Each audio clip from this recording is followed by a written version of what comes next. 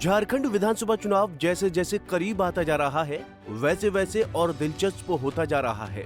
इस चुनाव में राजनीतिक दलों ने एक दूसरे के विरुद्ध पूरी ताकत झोंक दी है।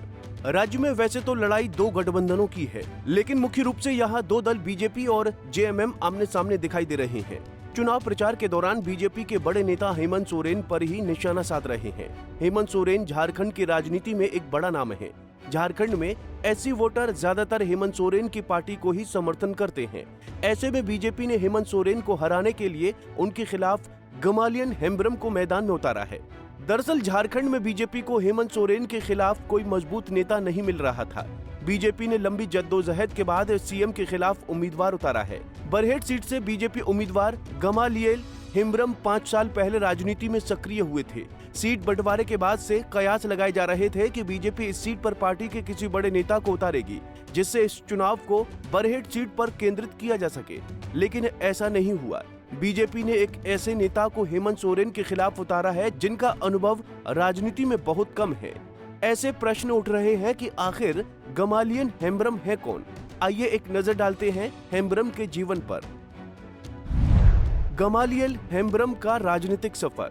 गमालियल हेम्ब्रम ने 5 साल पहले शिक्षक की नौकरी छोड़कर राजनीति में कदम रखा था। हेम्ब्रम को खेलों से बहुत लगाव है और वो अपने क्षेत्र में बड़े बड़े फुटबॉल टूर्नामेंट आयोजित करवाने के लिए जाने जाते हैं। इन टूर्नामेंट में देश ही नहीं बल्कि विदेशों के खिलाड़ी भी हिस्सा लेने आते हैं। ये पहली बार नहीं है जब गमालियल हेम्ब्रम चुनावी मैदान में हैं। हालांकि 2019 में वो हेमंत सोरेन के खिलाफ चुनाव लड़ चुके हैं, लेकिन उस चुनाव में उन्हें हार का सामना करना पड़ा था। उन्हें उस चुनाव में कुल 2573 वोट मिले थे। वहीं हेमंत सोरेन को 73,725 वोट मिले थे। गमालियल हेम्ब्रम की पत्नी विनीता टुडू बरहेट की खैरवा पंचायत से 2 बार की मुखिया रह चुकी हैं। देखना होगा कि इस बार बरहेट की जनता किसको चुनती है। वहीं बीजेपी का गमालियल पर दाव लगाने के पीछे कई वजह हैं।